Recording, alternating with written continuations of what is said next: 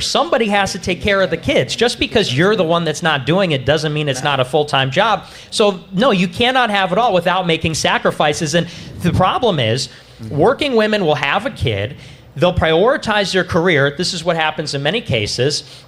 And who is the one who is forced to pay the price? Who for this sacrifice in time? It's the kid. Nick Fuentes obliterates this feminist's insane delusion, thinking she can be a modern woman and have it all, as Nick Fuentes crushes this woman's worldview with facts stating the obvious that women simply cannot have it all when you only have so much time to get married and have a family, and their career just isn't worth it. Let's get in. Nick says that a woman like you should have just, after high school, focused on being a mother. Fair? Fair. Okay. You're 30. Yeah. You're accomplished. You went to college. You're gorgeous. You're smart. You're intelligent. You're going to make a great wife someday. Nick believes it should have been sooner rather than later, but you're on your own time frame. Why is Nick wrong that you're actually a happy, healthy, beautiful person and you're living your life that you want to live? Yeah, well, first talk about just briefly, my grandmother never made it past third grade. She came from Guatemala, and for her, the fact that she could never learn and even read or write to a substantial amount was really personal to her, because with education, that provided freedom. Some education is something that can never be taken away from you. This is your mother or your grandmother? My grandmother. Okay. And what about your mother? For her, her, it was so important that her children were educated, because she knew that education equaled freedom. It meant that something could never take that away from you, man or woman. And so when my mom and my grandmother came from Guatemala to the United States, my mother worked 3 jobs to come here, learned English at night, to be educated, to be a woman of worth. And that really mattered. She ended up being a teacher and really being able to be somebody. And, I find that really offensive that you don't believe that women should have the education or the freedom, because there are a lot of women who would do anything to be able to read a book. And you laugh, but it's sad. Women can't read? Is that what you're saying? Well, I'm saying that there are some women in some countries that can't read. And when Nobody's you undermine... saying they shouldn't have literacy. But it's a question of, should they have secondary education? Should they pursue a degree? And when you say education is freedom, I went to school for 2 semesters before I dropped out. I went to school with a girl who borrowed her entire tuition for 4 years, getting an IR degree, $200,000 in debt for an IR degree, for a liberal arts degree. Is that freedom?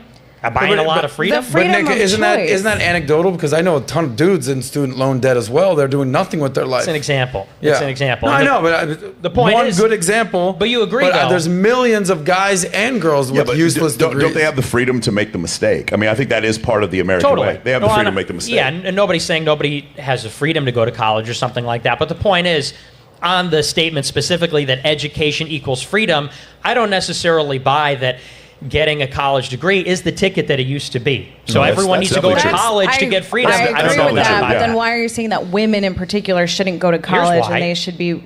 Look, no, let me explain. I think also, too, that women can have it all. And I think this construct of you have to choose this career, you have to choose to be going to college over having a family. I'd love to have a family one day. I'd love to be married someday. And I think you can have it all.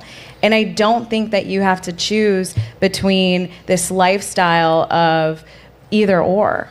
Nick, why do you say that women can't have it all? And then I'm going to come to you, Amy, and then I'm going to come to you, Nima, I promise. You can't have it all because the clock's ticking. And, you're 30, and I don't mean it to get personal, but of course, women, there's an age after which they can't have kids.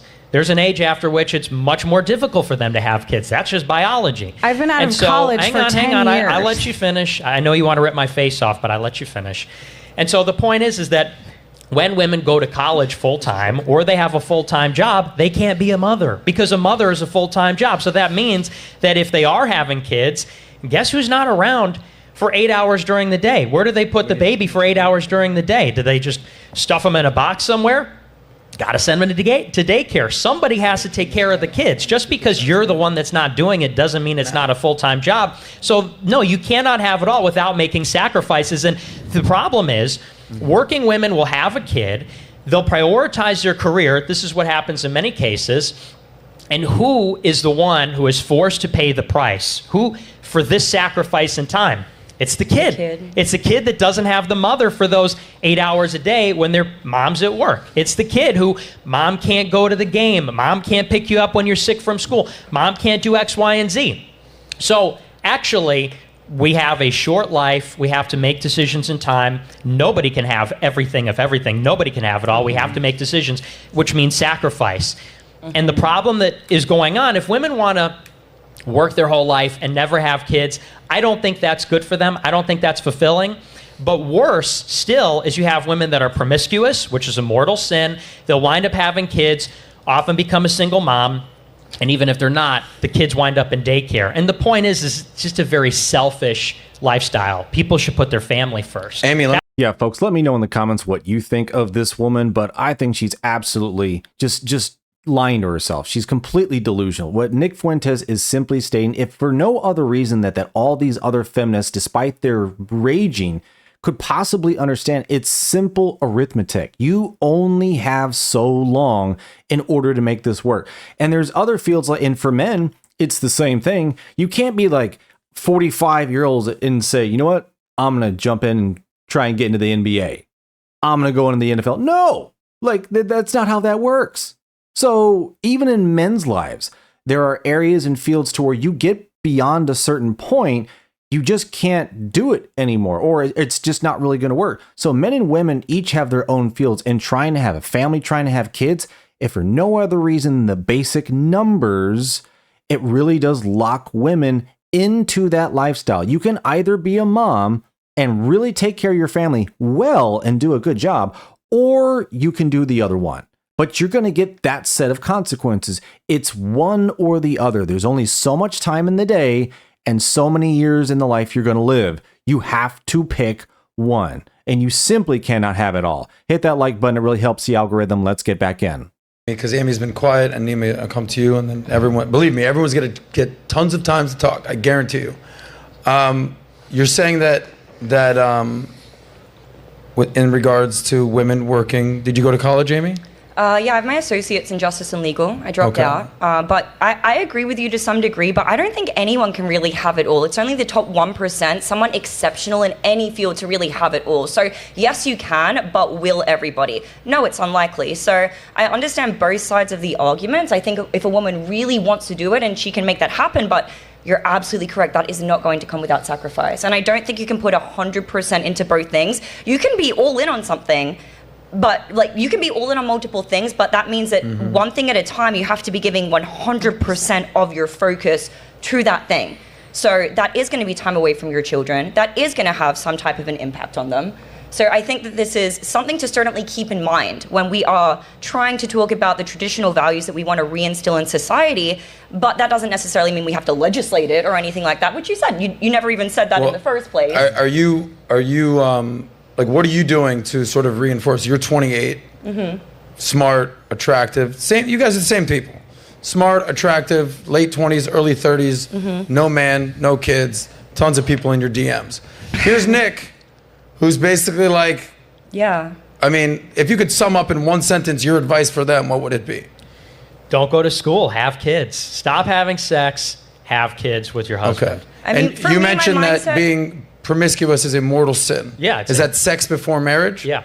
So what happens then? You go to hell. So they're going to hell. If they don't repent, yeah. So all they have to do is do what? They have to go to confession. Yeah, okay. And say, I'm sorry. So do you firmly believe that, let's say these two girls who have had sex out of wedlock will go to hell? Well, I mean, the Catholic position is we don't know who goes to heaven, but we do believe that adultery is a mortal sin. Premarital sex is a mortal sin, and mortal sins mean they're grave and with full consent. Gotcha. Breaking the 10 Commandments. So what's your advice to young Amy over here? My advice would be find a husband who's going to take care of you and love you and cherish you and have kids. And that's the most beautiful thing. That's actually what I want. I got into a debate with Brendan Carter about this recently, because I've been a person, like I've traveled like I've moved across the world, made a lot of money, I've done the things, and one thing I can strongly attest to is it never made me truly happy or fulfilled. You get the dopamine rush, but then with goals, it's always on to the next thing. Dopamine is highly, highly addictive.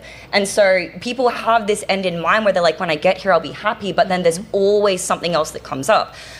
For women, in this debate, we actually brought up that the chemical of oxytocin is a chemical that can only be induced. It necessitates the presence of another person. You need to be giving to another person. You need to be pouring into them, providing value to them. And I think the easiest way to do that for a woman is through a family. So my mindset has completely changed.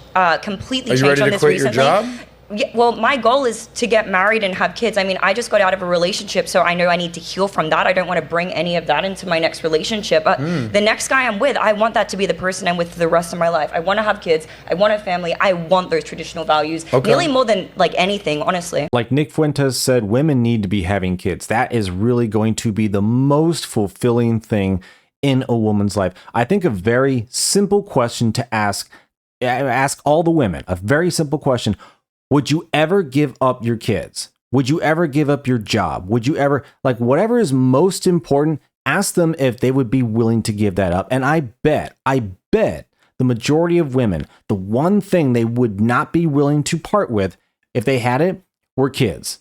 I mean, you can quit a job, you can move out of a house, you can do all this, but your kids, almost no woman would ever think of giving up their children. And that right there, I think, proves the point. That truly is the most valuable thing that women can have, is kids and a family. And just like this woman was saying right here, like, she realized she's wrong. She realized the game. You're just chasing a feeling.